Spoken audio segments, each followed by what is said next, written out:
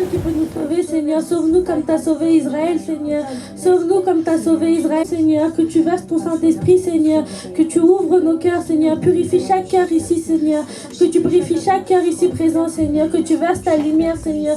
Nous voulons voir ta lumière, Seigneur. Nous voulons ta présence, Seigneur. Que tu descendes ici parmi nous, Seigneur. Nous voulons te glorifier, Seigneur. Tu es le plus puissant, Seigneur. Nous te louons, Seigneur. Seul toi, nous te louons, Seigneur. Tu es le plus puissant sur terre, Seigneur. Tu es le roi des rois, Seigneur. Tu es le plus puissant sur terre, Seigneur. Seul nous peut pardonner les péchés, Seigneur. Seul toi peut nous sauver de Satan, Seigneur.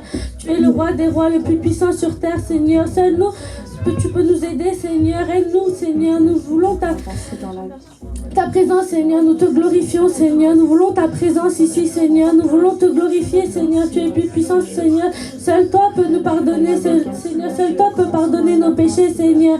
Tu es le plus puissant sur terre, Seigneur. Je te donne mon cœur. Il ne m'appartient plus. Ce que j'ai de meilleur, tout est pour toi, Jésus. Un parfum de valeur sur toi est répandu. C'est l'offrande de mon cœur. Je suis à toi, Jésus.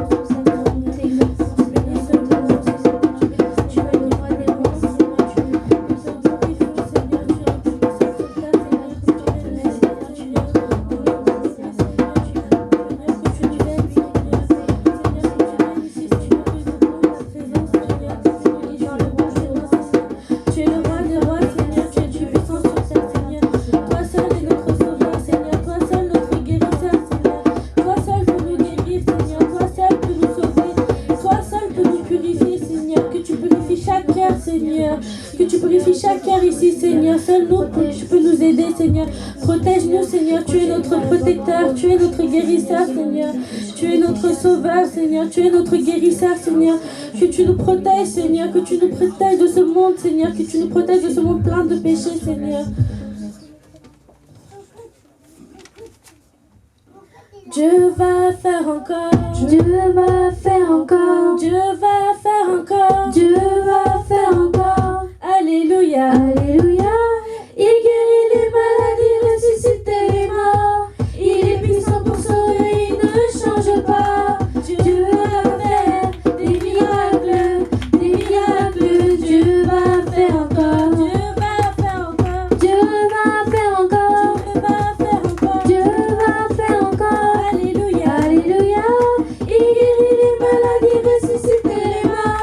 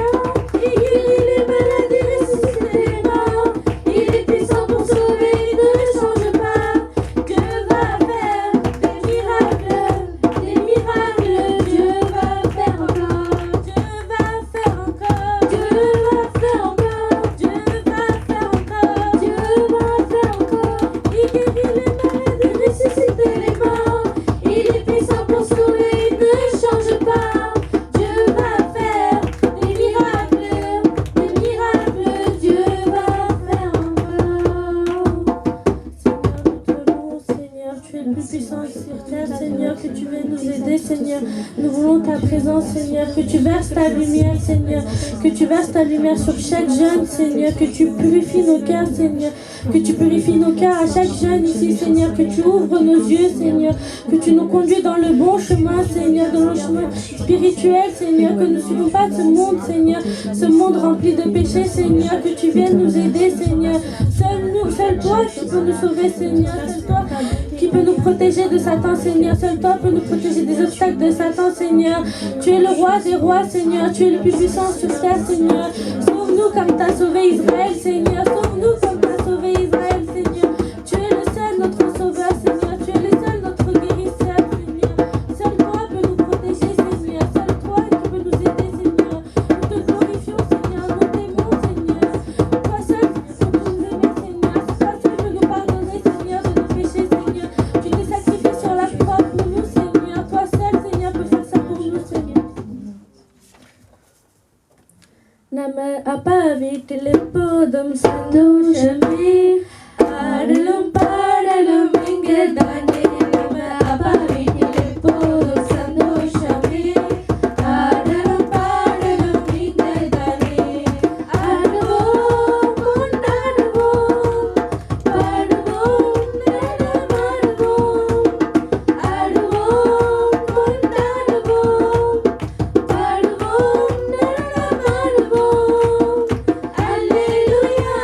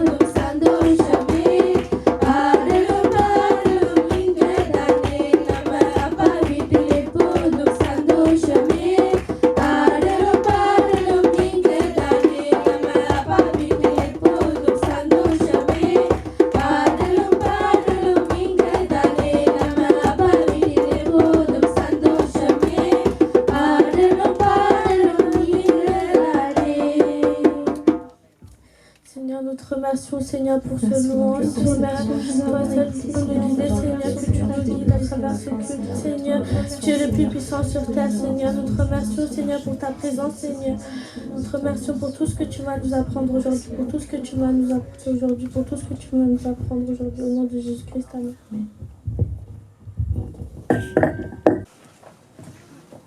Alléluia. On va aller sur le message. On va prendre Matthieu 7, verset 7, s'il vous plaît.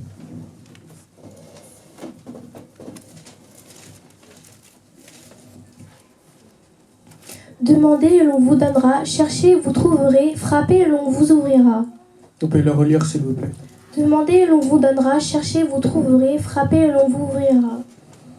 En fait, dans cette verset-là, on voit trois choses très distinctes. D'abord, demandez, vous allez le recevoir. Cherchez, vous allez le trouver. Frappez, et ça va ouvrir. Et sur ces trois thèmes-là, en fait, on va prendre seulement chercher, vous allez trouver. Il faut chercher quoi dans la vie? On va prendre pour ce thème-là, on va prendre Deutéronome 4, 29, s'il vous plaît.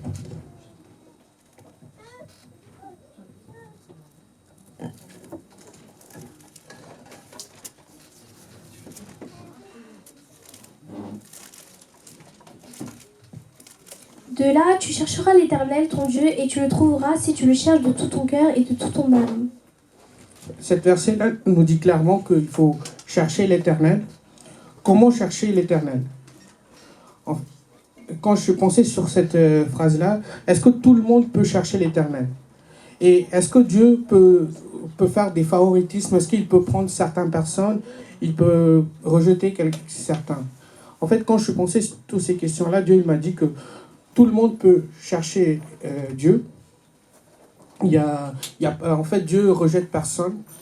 Parce que Dieu, en fait, même si vous avez péché hier, aujourd'hui, vous repentez, vous demandez pardon et vous dites Seigneur, j'ai péché, j'ai fait ça comme péché. Est-ce que vous pouvez me pardonner? Il est toujours prêt à vous pardonner. Il est toujours prêt à réconcilier avec vous. Et il rejette personne, même les personnes qui sont nées de nouveau, qui connaissent Jésus. Eux aussi, quand ils font un péché, quand ils demandent pardon, il réconcilie avec lui. Même des gens qui n'ont pas connu Christ, qui commencent à connaître Christ et qui font des péchés, s'ils cherchent Dieu, ils peuvent le trouver. Mais il déteste seulement une seule personne, c'est que il n'aime pas les hypocrites. C'est ce qu'on va voir dans les suites du message. En fait, dans cette verset-là, il y a aussi deux choses tellement importantes. En fait, pour chercher Dieu, il y a deux conditions. On va lire le verset, la dernière partie, s'il vous plaît. Dans ta détresse, quand tout cela t'arrivera, dans l'avenir, tu retourneras à l'Éternel, ton Dieu, et tu écouteras sa voix. Le même verset, mais la dernière partie. Et tu le trouveras si tu le cherches de tout ton cœur et de toute ton âme. En fait, il faut le chercher de tout son cœur et de toute son âme. Qu'est-ce que ça veut dire chercher de tout son cœur? Pour cela, en fait, on va prendre Genèse 1, verset 17, s'il vous plaît. Dieu les plaça dans l'étendue du ciel pour éclairer la terre. Genèse 1, 27. Dieu créa l'homme à son image, il le créa à l'image de Dieu, il créa l'homme et la femme.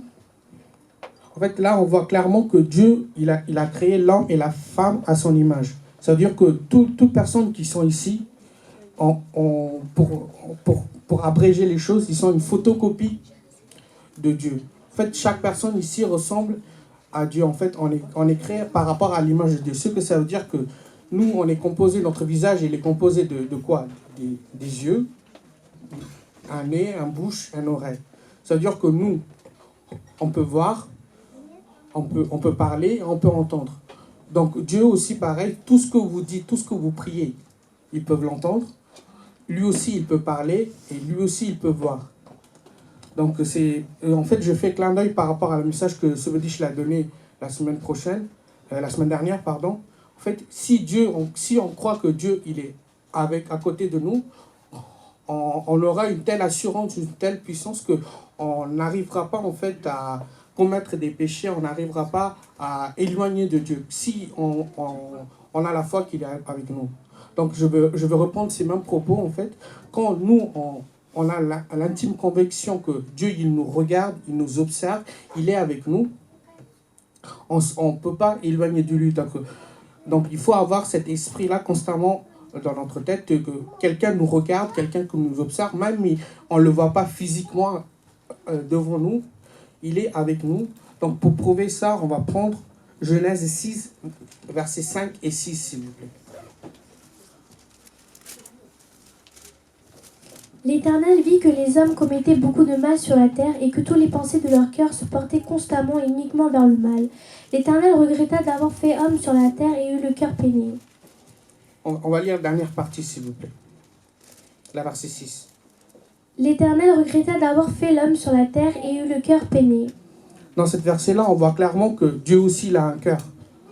Donc, comme nous, on est l'image de Dieu, comme nous, on a un cœur, lui aussi, il a un cœur. Donc, à cause des péchés que l'homme ils ont commis sur terre, il était attristé parce qu'il a créé l'homme et il commet des péchés et il n'arrive pas à le supporter. C'est cette verset-là qui est décrit sur ces choses-là. Pourquoi, en fait, dans le Deutéronome 4, 29, il a parlé du cœur et de l'âme, il n'a pas parlé du corps ou de l'esprit? Quelqu'un a une idée par rapport à ça?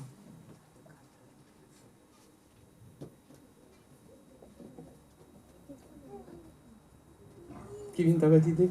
Parce que toute chose, c'est fait avec le cœur. Il faut mettre le cœur d'abord. Non? C'est quoi la question? Répétez. En fait, dans la verset... On peut relire Deutéronome 4, 29, s'il vous plaît.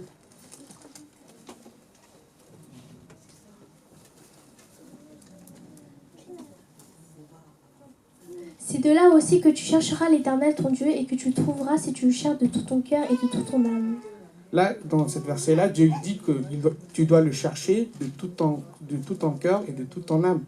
Pourquoi il n'a pas dit de tout ton corps et de tout ton esprit? Parce qu'un cœur, un être humain est comparé, pasteur, et dans le message de Sebedish la semaine dernière, il a clairement dit qu'un corps humain, un être humain, pardon, est composé de corps, d'âme et d'esprit. Donc, pourquoi dans cette verset-là, il n'a pas souligné le corps et l'esprit, il a parlé que du cœur et de l'âme? C'est ma question.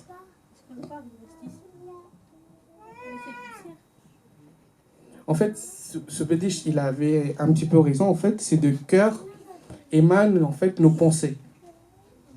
En fait, c'est où le cœur, c'est l'église de Dieu. En fait, quand vous lisez le livre Corinthiens, il est bien expliqué clairement que c'est dans le cœur que Dieu habite à chacun d'entre nous. Donc, dans notre corps, le cœur est très important vis-à-vis de Dieu. Et aussi, il n'a pas parlé du corps, parce que le corps, en fait, à cause de nos antécédents, à cause de nos parents qui ont péché, à cause de nos prédécesseurs, notre corps, il nous pousse à faire du péché. Donc Dieu le sait. C'est pour ça qu'il n'a pas marqué sur de tout ton cœur. Parce qu'il sait que le corps est faible et l'esprit, il est fort.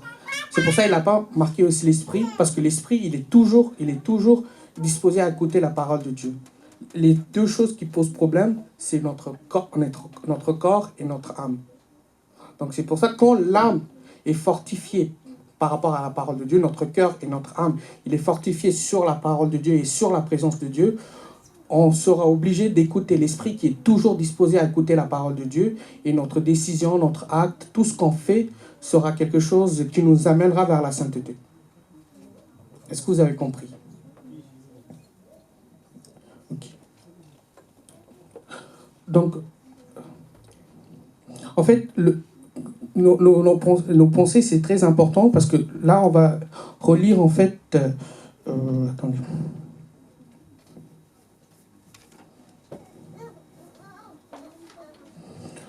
On va relire Genèse 17, 17, s'il vous plaît.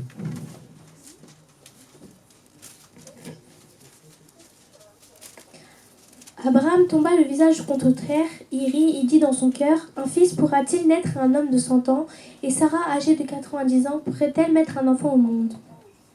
Vous pouvez le relire, s'il vous plaît. Abraham tomba le visage contre terre, il rit et il dit dans son cœur, un fils pourra-t-il naître à un homme de 100 ans, et Sarah, âgée de 90 ans, pourrait-elle permettre un enfant au monde? Vous connaissez plus ou moins en fait l'histoire d'Abraham. Chacun d'entre vous, même les jeunes, vous connaissez. Abraham, il était vieux. Dieu, il promet une fois, deux fois en fait qu'il y aura un enfant qui est né, mais Sarah, en fait, elle donne sa servante pour lui. Il y a Ismaël qui est né. Et c'est après qu'Ismaël qui est né, Dieu, il reconfirme sa parole et il dit, il y aura un enfant qui est né de toi et de Sarah. C'est là, en fait, qu'il y a cette verset-là. On peut le relire, s'il vous plaît. Abraham tomba le visage contre terre, il rit, il dit dans son cœur, un fils pourra-t-il naître à un homme de 100 ans, et Sarah, âgée de 90 ans, pourrait-elle permettre un enfant au monde? En fait, il tomba, il prosterna devant Dieu. Nous, en fait, à chaque fois, quand je lis cette verset-là, son acte, en fait, ce qu'il fait comme action, et devant les yeux des autres, en fait, il plaît à Dieu parce qu'il prosterne, il dit que toi, tu es mon vrai Dieu, je te crains et tout. Mais à l'intérieur de lui, sa pensée, en fait, il est le contraire. Est-ce que vous pouvez le relire, s'il vous plaît? Abraham tomba le visage contre terre, il rit et dit dans son cœur, un fils pourrait-il naître à un homme de 100 ans, et Sarah, âgée de 90 ans, pourrait-elle mettre un enfant au monde?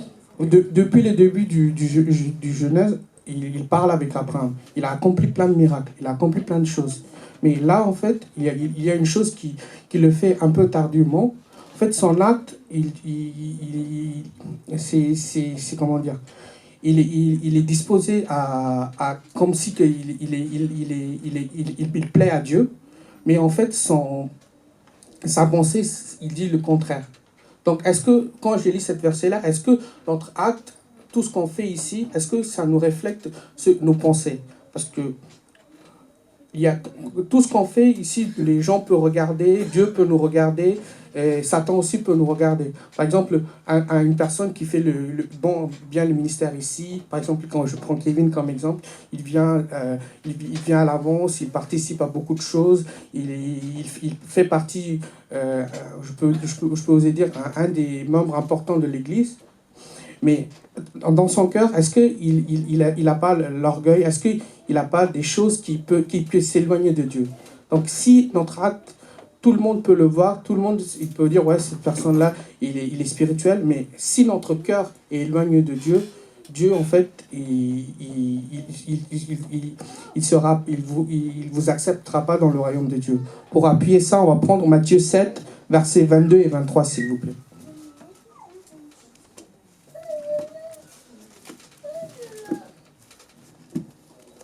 Beaucoup me disent ce jour-là, Seigneur, Seigneur, n'avons pas nous prophétisé en ton nom, n'avons pas chassé des démons en ton nom, n'avons-nous pas fait beaucoup de miracles en ton nom?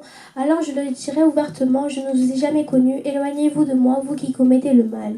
Vous pouvez le relire, s'il vous plaît. Beaucoup me diront ce jour-là, Seigneur, Seigneur, n'avons pas nous prophétisé en ton nom, n'avons pas chassé des démons en ton nom, n'avons pas fait beaucoup de miracles en ton nom.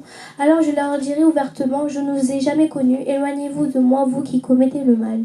Ces gens-là, en fait, les personnes qui disent qu'ils ont éloigné les démons, ils ont dit des prophéties, tout ça, c'est quelque chose qui construit le royaume de Dieu ou pas?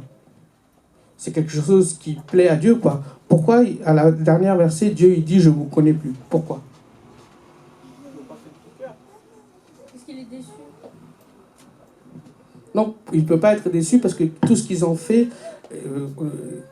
et en fait, c'est quelque chose qui plaît à Dieu. Pourquoi? Et Dieu, il dit, je vous connais pas. Quelle est la raison? Parce que prophétiser, c'est quelque chose de bien, ça édifie l'Église. Et chasser les démons, c'est quelque chose... Tu délivres de quelqu'un de sa foi, donc c'est quelque chose de bien. Tu construis l'Église, tu fais le ministère. Mais pourquoi Dieu, il dit, je vous connais pas? L'intérêt, il est pardon. Exactement. En fait, vous pouvez faire tout le ministère ici, tout le monde, je dis, ouais, cette frère-là, il fait bien le ministère, cette frère-là, il est spirituel et tout, mais votre cœur, si dans votre cœur, vous avez l'orgueil, ou si vous avez la grosse tête, ou si vous faites ça par obligation, ou si vous faites pour d'autres raisons, Dieu, il vous dira, quand vous serez mort, quand vous serez devant votre âme, quand il sera devant lui au niveau du jugement dernier, il va dire, je ne vous connais pas. Tout simplement. C'est pas moi qui dis, c'est le verset qui dit. Donc, quand vous faites le ministère de Dieu, votre acte, il est important, mais comment vous le faites, à qui vous le faites? Est-ce que vous faites pour plaire au pasteur? Est-ce que vous faites pour plaire à vos parents? Est-ce que vous faites pour plaire aux gens? Est-ce que vous faites pour que vous soyez bien vu parmi les autres? Ou vous faites pour plaire à Dieu? Est-ce que vous faites pour dire, Jésus, tu m'as donné la vie, tu m'as élevé jusque-là, tu m'as fait tout ça, je dois faire quelque chose pour toi. Est-ce que vous faites avec cet esprit-là? Si vous faites avec cet esprit-là, Dieu sera avec vous. Durant votre jugement, il vous dira pas, je ne vous connais pas. Amen.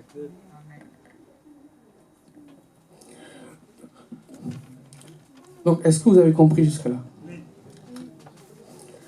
Donc, après, on va prendre pourquoi on a tellement de choses, on vit dans ce monde-là, mais pourquoi on a tellement de problèmes, pourquoi on a tellement de tribulations. Pour ça, en fait, je vais vous inviter à lire Josué 23, 13, s'il vous plaît.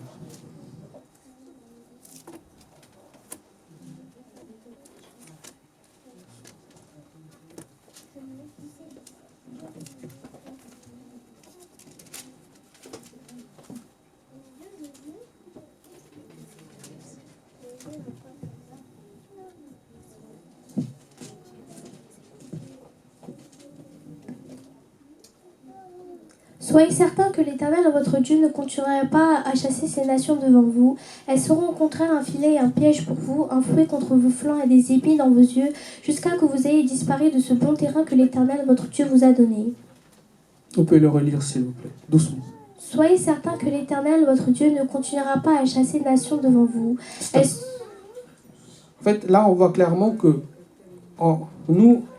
Dieu nous a délivrés de ce monde et il nous a prédestinés pour la vie éternelle. Mais nous, on est obligés de vivre dans ce monde-là. Il va pas, parce que comme il nous a prédestinés pour la vie éternelle, il ne va pas supprimer le monde. Nous, on est obligés de vivre dans ce monde-là. Pourquoi? Vous pouvez lire la suite, s'il vous plaît. Elles seront au contraire un filet et un piège pour vous, et un fouet contre vos flancs et des épines dans vos yeux, jusqu'à que vous ayez disparu de ce bon terrain que l'Éternel, votre Dieu, vous a donné. Parce qu'en fait, là, j'ai bien remarqué qu'au contraire, un filet et une piège pour vous. Donc, dans ce monde-là, ça vous dit, surtout pour les jeunes, les tribulations. Quand vous êtes jeune, quand vous êtes au lycée, les péchés, les tentations, tout ça, c'est pas vous resterez calmement dans votre coin, mais les péchés viendront vous chercher. Les tribulations viendront vous chercher. Donc, il faut être vigilant, et il faut que votre cœur soit bien disposé, en fait, à écouter la parole de Dieu, à écouter la pensée de Dieu. Donc, quand vous êtes vigilant par rapport à... Quand vous avez la conscience qu'on vit dans ce monde qui est rempli de péchés, que à chaque fois, en fait, on peut tomber facilement dans le péché. Si vous avez cette conscience-là dans votre tête, vous serez déjà alerté. Quand vous êtes alerté, toutes les choses qui viennent vers vous, vous analyserez et ça va vous permettre de prendre des bonnes décisions et ça va vous amener vers une vie sainte. Et si vous allez vers une vie sainte, vous allez au paradis sûrement. Comme pasteur, il a plusieurs fois dit dans les prières du jeûne, il y a 3 choses qui sont liées. Le bien, la bénédiction, le paradis. Le mal, la malédiction et l'enfer. Ces 3 choses, elles sont liées, quoi qu'il arrive. Si dans votre cœur, vous êtes disposé à faire du bien, vous serez béni et forcément, ça va vous amener quand vous êtes mort au paradis. Si votre cœur est disposé à faire du mal, forcément, vous serez maudit. Et peut-être que devant tout le monde, vous serez bien. vous serez mieux. Et c'est comme on a vu dans le Matthieu, ils sont bien, ils avaient des positions importantes dans le ministère, dans l'Église, mais à la fin, le résultat final, en fait, que Dieu, ça sera à l'enfer, en fait. Donc, vaut mieux que dans votre cœur, vous posez des bonnes questions quand vous êtes tenté, quand vous subissez quelque chose. Vaut mieux dans votre cœur poser des bonnes questions. Si vous posez des bonnes questions, si vous êtes en Christ, Dieu va forcément vous aider. Il ne va pas vous laisser.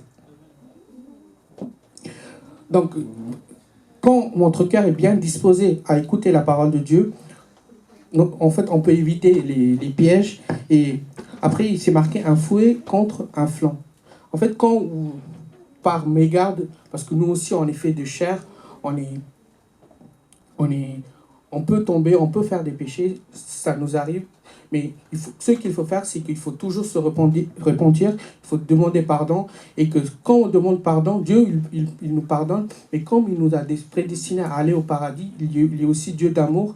Et il est aussi le Dieu de la justice. Donc il va vous punir, ça c'est certain. Il faut accepter ses punitions. Donc c'est pas qu'il vous punit parce qu'il vous aime pas, il vous punit parce qu'il vous aime. Et par exemple, quand vous péchez, vos parents, ils vous donnent un baffe ou ils vous privent de quelque chose. C'est pas pour vous nuire. C'est pour que vous appreniez des leçons, vous tirez des leçons par rapport à ça et que vous allez de l'avant. Dieu, c'est exactement pareil. En fait, quand vous tombez dans les péchés, si vous répondez vraiment, il va vous punir, ça c'est certain, mais ça va vous construire et ça va vous amener de l'expérience dans votre vie et ça va vous construire en fait. Après, c'est marqué une épine dans les yeux. Quand vous avez une épine dans les yeux, qu'est-ce que ça vous fait? Ça fait mal. Donc, ce monde-là, il peut vous faire mal.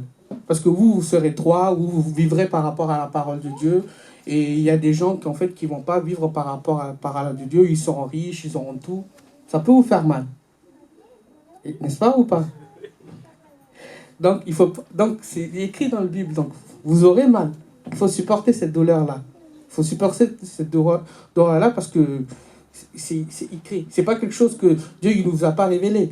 Il vous a révélé tout ce que vous allez subir dans ce monde-là. C'est écrit dans ce livre-là. Donc, si vous le connaissez, vous serez moins surpris, vous serez moins déçu. Donc, vous pouvez plus le surmonter et plus l'accepter, en fait. C'est ça que je voulais dire. Donc, si vous vivez par rapport à tout ça, vous serez bien. En fait, je voulais parler de l'âme. Donc, je pense que les 20 minutes, je les... Donc, je vais parler de l'âme très brièvement et je vais vous laisser. En fait, notre âme, pour faire simple, notre âme, en fait, c'est lui qui prend les décisions. Et c'est ces décisions-là qui fait obéir, soit il fait pencher notre vie de côté du corps ou de côté de l'esprit. C'est l'âme qui prend les décisions et le corps, il agit soit par rapport à la nature humaine, par rapport à sa nature humaine, par rapport au péché charnel, c'est donc que je cherchais le péché charnel. Et ici, il est disposé à écouter l'esprit, qui est disposé à écouter la parole de Dieu. Il va écouter la parole de Dieu. Il va commettre moins de péchés et il va vivre de mieux en mieux dans la spiritualité et ça va vous amener à la paradis. J'ai amené des versets, mais non, c'est pas la peine.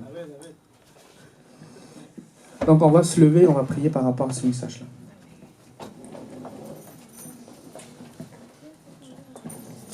Seigneur Jésus, nous te remercions pour le message que tu nous as donné, Seigneur. Seigneur Jésus, nous te remercions par la personne qui a donné le message, Seigneur. Il était abaissé, tu nous as dominé, Seigneur. Nous te remercions pour ça, Seigneur. Nous te remercions pour le message que tu nous as donné, Seigneur. Que le message, le corps est très important par rapport dans la vie spirituelle, Seigneur. Tu nous as révélé ça, Seigneur. Nous te remercions pour ça, Seigneur. Tu nous as révélé, en fait, notre acte doit synchroniser par rapport à nos pensées, Seigneur. Nous te remercions pour ça, Seigneur. Nos pensées, c'est bien, mais si notre acte ne suit pas ou inversement, Seigneur, on ne va pas plaire à Dieu. Et si on ne plaît pas à Dieu, durant le jugement derniers nous serons condamnés, Seigneur. Tu nous as révélé ça, Seigneur. Nous te remercions, Seigneur. Et que chaque jeune ici, Seigneur, quand il pense à quelque chose, qu'il fasse très attention à ses pensées, Seigneur, à ses actes, Seigneur. Est-ce que il fait ses actes et ses pensées? Est-ce qu'il faut qu'il réfléchisse à chaque fois, Seigneur, que ça doit plaire à Dieu et non aux humains, Seigneur? Nous te remercions pour le message que tu nous as donné, Seigneur. Au nom de Jésus-Christ. Amen.